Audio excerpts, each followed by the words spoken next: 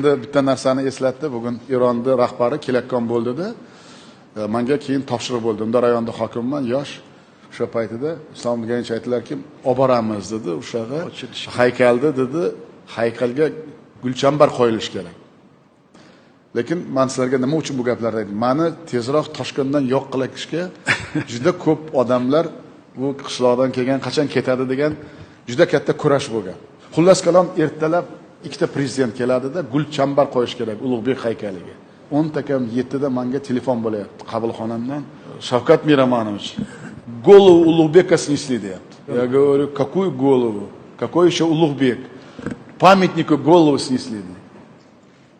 То есть shunday tayinlanganki, soat 10 takam 10 da kortej keladi, prezident keladi, Eron prezidenti bilan haykalda kallasi bo'lmaydi, shu bilan Mirziyoyevni ham kallasi ketadi degan. Xullas kalom bordim, 7 dan 20 ta o'tganda yetib bordim. 10 soat 10 da kelish kerak ikkita prezident. Haykalda kallasi yo'q haqiqatda. Gipsda bo'lganda u haykal. Har bitta haykal oldin 1-2 yil gipsda turadi. Endi men tushundim kim qilganini. Bular kichkina odam qilmaydi, nimaga desangiz u haykal bir kun prezident kelishdan oldin Ahranaga olinadi. Uni alohida tashkilotlarda o'zi shu Mirziyoyevni yo'q qilaman deb haykalni kallasini olib tashlagan. Har kuni men o'zi gazetani albatta o'qiyman. Вечерний Toshkentda o'qisam, hozirgi mana shu xirurgiya markazida Ibn Sinoni haykalini tagi qaysidir xuliganlar kavlab ichiga uy qilib olgan to'g'risida kichkinagina tagida statya chiqqanini prosta o'qib qolib ketganman. Shunday esimga tushdi. Shu haykal hamma narsani hal qilish kerak. Bu gap Mirziyoyevni ishdan olib tashlashi to'g'ri, lekin davlat sharmanda bo'ladi. Prezident olib kelsa u haykalga haykalga gulchambar qo'ymaydi-ku. Keyin esimga tushdiki, shu haykal gipsdan bo'lsa kerak dedim.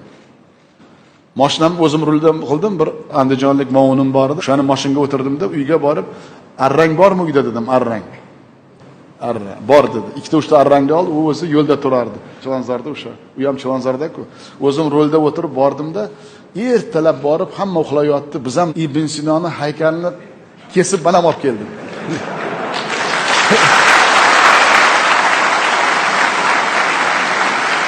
Endi Xudo deyman, siz eslatdingiz, esimga tushdi.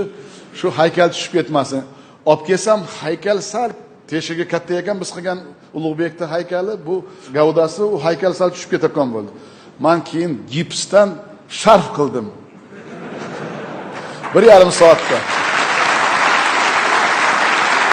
Xullas kalom esimni birinchi movuni 10 takam 9 da keldida, ular endi 100% meni ishdan olishga keldi. 9 dan 10 ta o'tganda. Shahar hokimi tushdi-da, "Слушай, ты что туда? Где голова Улугбека?" dedi. Menga qarab gapiryapti, haykalga qaramaydi. "Где голова?" dedi menga. Shunday qarasa haykal turibdi.